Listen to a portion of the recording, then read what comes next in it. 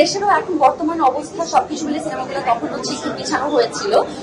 এখন যেহেতু হচ্ছে আস্তে আস্তে সবগুলো রিলিজ হচ্ছে, 3টা সিনেমার কাজ আমার কমপ্লিট করে বসে আছি। সাইলেন্সটা হচ্ছে অক্টোবরে আই গেস রিলিজ হবে, ডেটটা এখন অ্যানাউন্স করা হয়নি, সেটার জন্য ওয়েট করছি।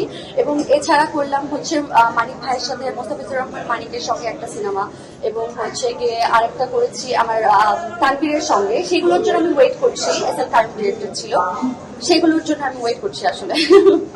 আমি আসলে এটা কি অ্যান্সার দিব? অ্যাওয়ার্ড মানে যে ব্যাপার, টার্মটার সাথে আমি পরিচিত, এটা আমি আগে শুনিনি। I don't know what to say about it.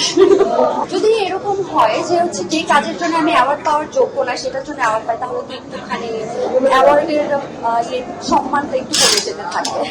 আসলে শুধু তো হচ্ছে বাণিজ্যিক সিনেমা কিংবা আমি হচ্ছে আর্ট ফিল্ম করবো কিংবা কমার্শিয়াল ফিল্ম করবো এভাবে ভাবি না। আমি হচ্ছে কোনটা আমার সাথে অ্যালাইন হচ্ছে, গল্প ঠিক আছে কিনা, আমার ক্যারেক্টারের কতটুকু প্রায়োরিটি, এই সব কিছু আমি একটু বিবেচনা করি। আমি জাস্ট কোনো সিনেমাতে শো পিস হয়ে থাকতে পারি না। আমার ওখানে যদি চ্যালেঞ্জ থাকে, অ্যাক্টিং করার জায়গা থাকে, তাহলেই আমি সিনেমা আসলে চুজ করি। শুধু শো পিস আমি হতে পারি না। প্রথম অ্যাওয়ার্ড সেটা তো আমি কান্নাকাটি করেই শেষ হয়ে গেছি। প্রথমবার অ্যাওয়ার্ড পেয়েছি, সেই অ্যাওয়ার্ড এখন আমার বাড়িতে আছে।